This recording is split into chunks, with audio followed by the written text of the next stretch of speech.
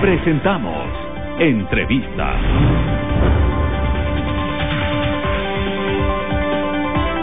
Siete de la mañana, 7 minutos. Saludamos en Quito al asambleísta de la bancada de Acción Democrática Independiente, Badie, Eliseo Azuero. ¿Cómo le va, asambleísta? Buenos días. Buenos días, Javier. Un placer estar con ustedes. Gracias por aceptar la invitación. A ver, empecemos por lo de la proforma presupuestaria. ¿Por qué fue devuelta? ¿Por lo que acabo de leer o no? Definitivamente por eso. Además existen otro tipo de elementos. El mismo hecho de que no se alcanzan las disposiciones constitucionales del 4 y el 6% para educación y salud conforme lo establece, del PIB, perdón, conforme lo establece la Constitución. Por ejemplo, en el caso particular nuestro es imposible aceptar de que se haya dejado de lado la vigencia de una ley tan especial como la ley amazónica, en donde se establece la obligatoriedad que tiene el Estado de la creación de 4 universidades, porque no tenemos ese servicio constitucional al que tenemos derecho los ecuatorianos de que vivimos en esa parte. Ventajosamente Esteban Albornoz acogió un documento mío y lo puso como una de las observaciones, de las 17 observaciones, lo cual es bastante positivo. Ahora corresponde buscar el financiamiento. Yo mismo tengo una iniciativa que le haré llegar al Ejecutivo y espero que se deje ayudar para poder resolver estos temas tan acuciantes, fundamentalmente en la región. ¿Y hay algunos rubros que les preocupe a ustedes, aparte de lo que usted está señalando?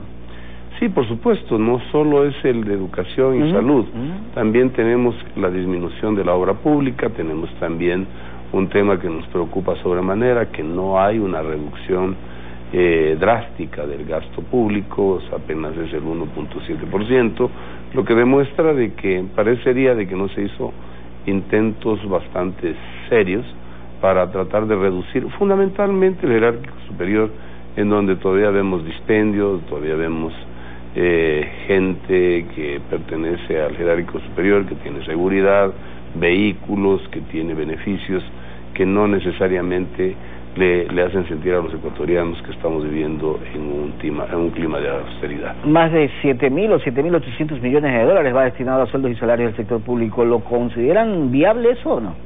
Vea, desde mucho tiempo atrás, desde que se inició en este gobierno, el debate sobre si debíamos o no reducir la carga burocrática del Ecuador, no ha habido mayor respuesta. No nos olvidemos que prácticamente 10.000 millones de dólares o el 30% del presupuesto general del Estado se destina precisamente para esta situación. En este caso particular, definitivamente no se observa un esfuerzo del Estado en esa línea, lo cual también preocupa de manera fundamental. Liberar esos recursos y traducirlos a gastos de inversión son necesariamente elementos que van a dinamizar la economía.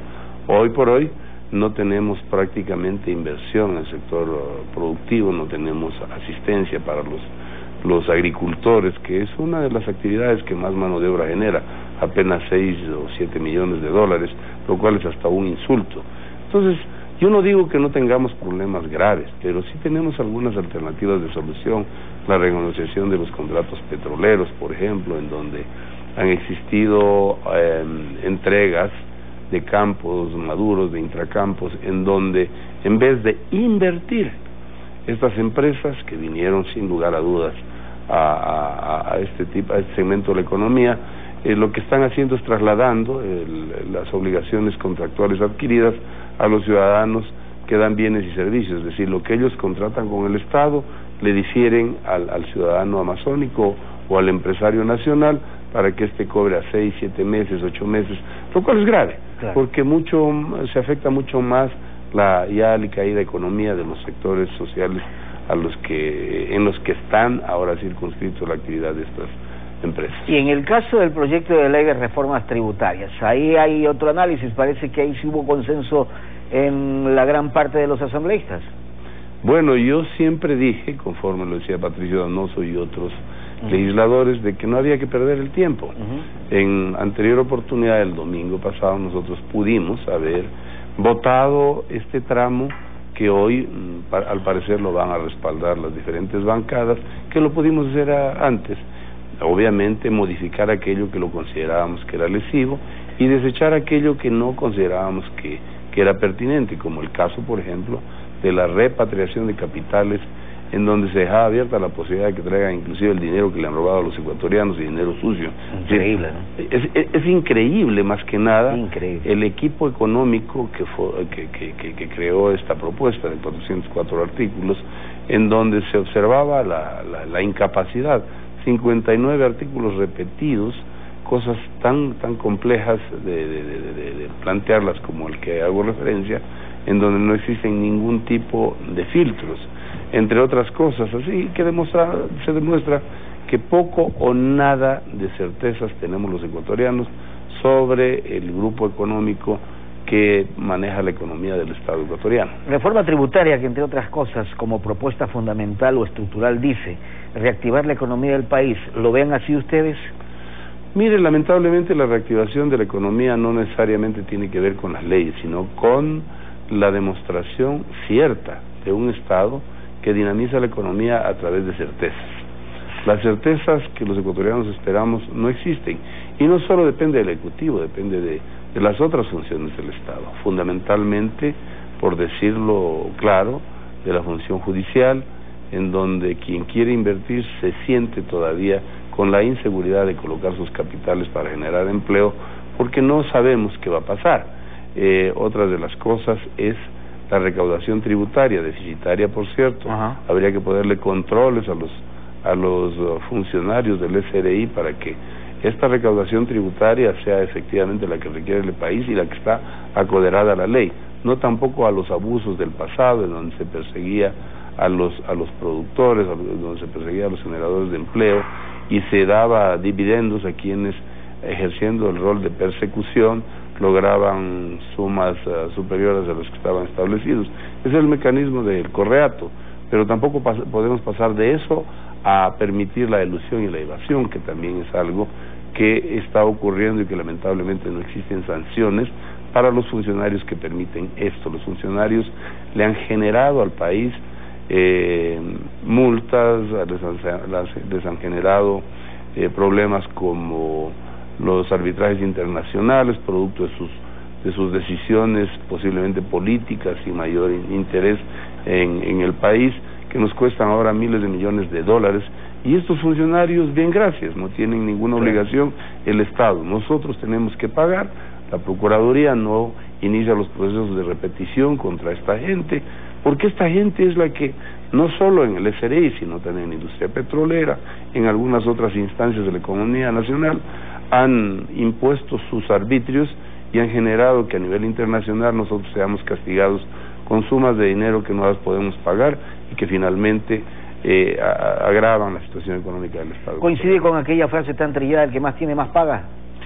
Yo creo que sí, pero no es que el que más tiene más paga. ¿Sí, no? Sí, hay que ser un poco más realistas.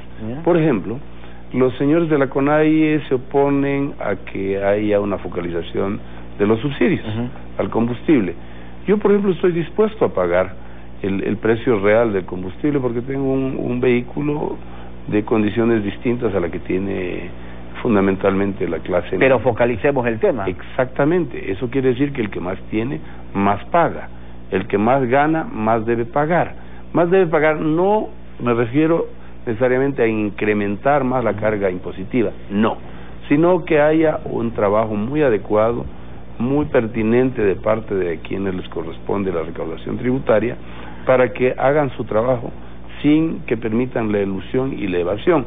Eso, por ejemplo, es algo que no tiene que ver con la Asamblea, eso está en la esfera del Ejecutivo y necesariamente tiene que poner en esa esfera personal que esté en condiciones de amor al país y que no permitan estas triquiñueladas que pasan muy a menudo, en donde ciertos funcionarios le permiten a alguien que tenía que pagar una X cantidad disminuirla y de pronto hasta tener crédito tributario. Eso no está sancionado, no se ha modificado el COIP.